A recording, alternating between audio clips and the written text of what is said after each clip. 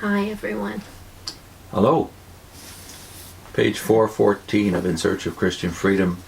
In the last segment, Ray had been showing how the Watchtower uses famous German Christians like Karl Barth and Dietrich Bonhoeffer to get a wedge in and ask the question of Lutherans, for instance, across the world. Well, if this authority in your structure says this about the necessity of examining a religion and making sure, as Bonhoeffer says, that in religion only one thing is of essential importance, what do you have to make sure of? That it be true. And then, of course, they're able to add to that their own scriptural angle.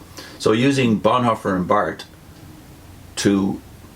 that's a legitimate apologetic approach. You use the authorities they respect, but the doublethink that's involved in it. So Ray goes on about that doublethink. For those of other religions, absolute truth is set as the criterion.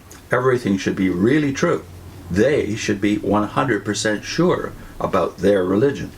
And if they are less than pleased with what they see, they should do more than just complain, because they share responsibility for everything their church says and does.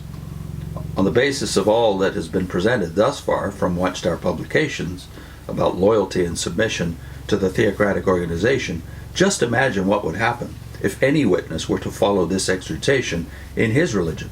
Instead, he must realize that these powerful words apply only to them, not to us. Many of the criticisms the Awake article presents regarding Lutheranism have validity, but those wrongs do not make witness positions right. Their errors do not cancel out Watchtower errors or make them less reprehensible.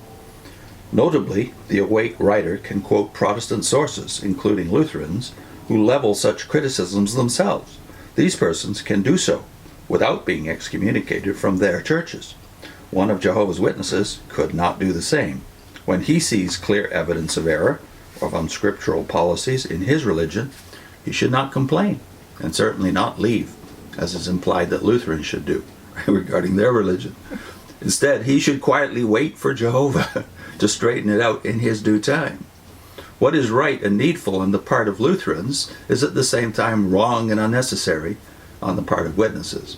And the remarkable thing is that most witnesses, including the writer of the Awake article, see no double standard in all this, see nothing amiss in giving an exhortation to others that they cannot apply to themselves. Mm-hmm.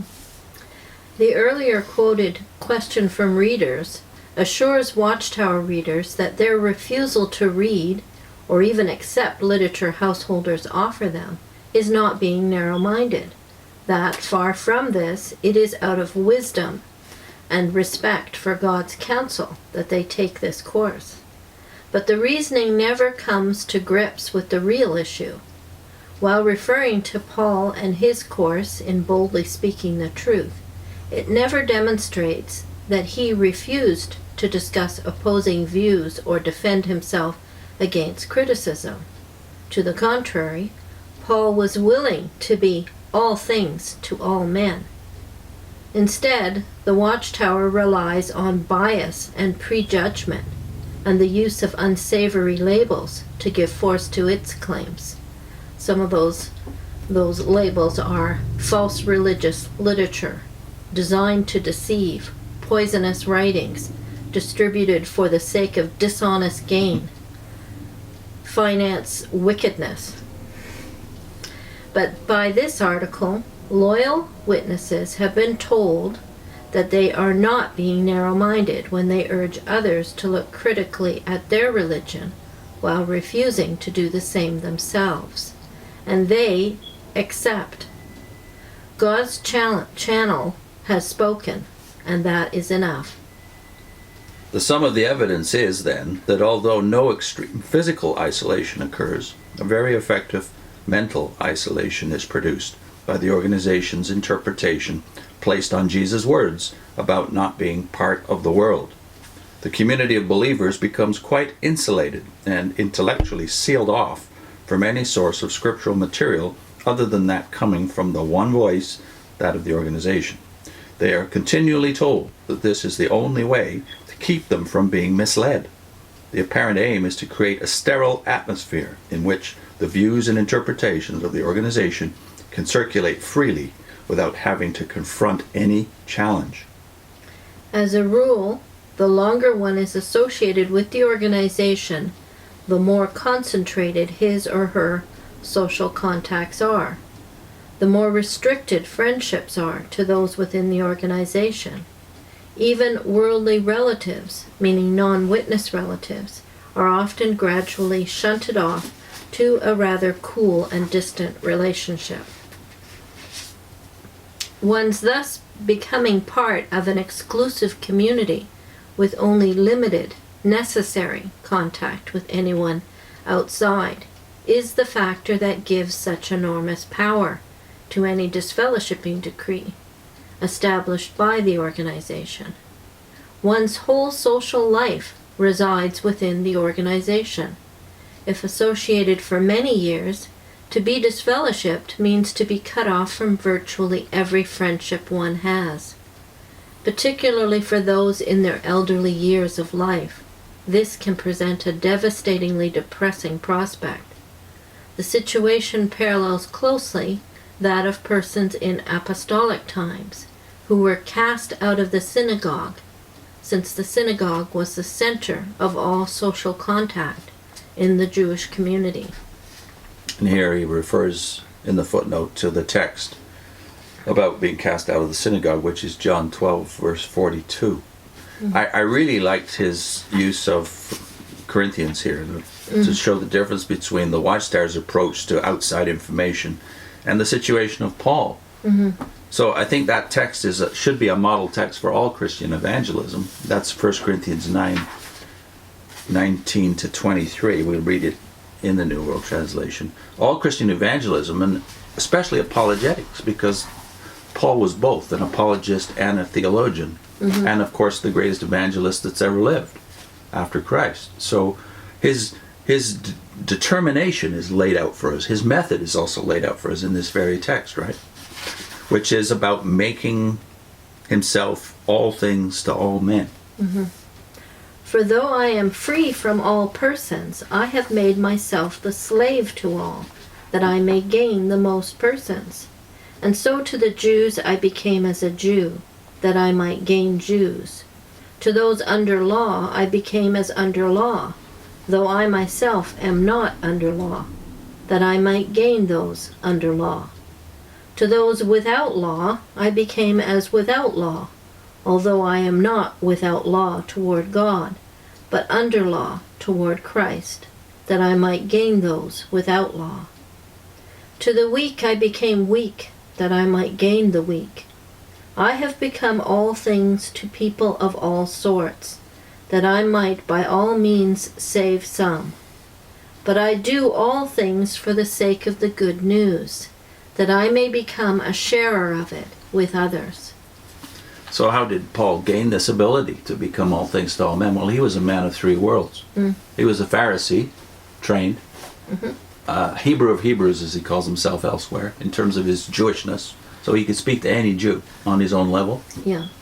But he was also born in Tarsus, raised in that city, which is like being born in Oxford or Cambridge. He had a university background, education, the highest education that you could have in the Gentile world, because he was a Roman citizen. We forget that aspect of it, that his Roman citizenship probably meant that his family were very well established Jewish family in his home environment. So as a man of three worlds, he could talk to everybody.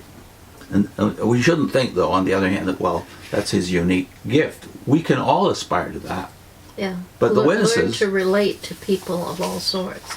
Well, you can only do that, though, by listening to other people and reading their material and understanding their mind. Yeah.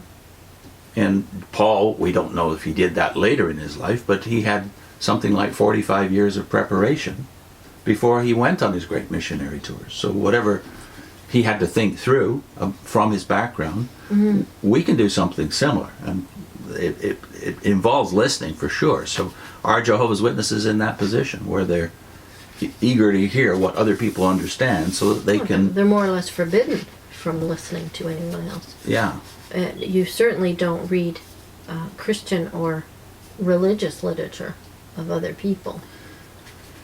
The little tidbits you get are always negative, so you don't really understand what it is that's the nature, the appeal of the other person's religion. You're not trying to listen to understand their position and understand why they believe it. No. If you do look at somebody else's beliefs, it's always to refute it. It's not to understand it. I would say that today, in this generation at least, they're less interested in dialogue than they were in my time. Most witnesses back then weren't that comfortable outside their comfort zone, but now they seem to be not even interested in dialogue, but more they're actually delivery mechanisms for the Watchtower and JW.org. To JW.org. So they don't learn to dialogue. They don't learn to debate. They're not equipped to have those kind of dialogues and debates because they're just not learned enough in scriptural depth. So we wanted to put on your screen a link to one of the videos we did a while back on Paul's method. What was Paul's method when he went to evangelize in a new district? Did he knock on doors and find lost sheep behind closed doors? No. He went where the people gathered. So Paul's method was to go to the synagogue generally when he went to a new place. And then we have another video connected to that. Yeah, imitating the apostles.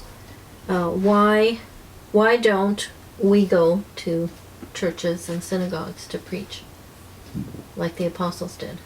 Yeah.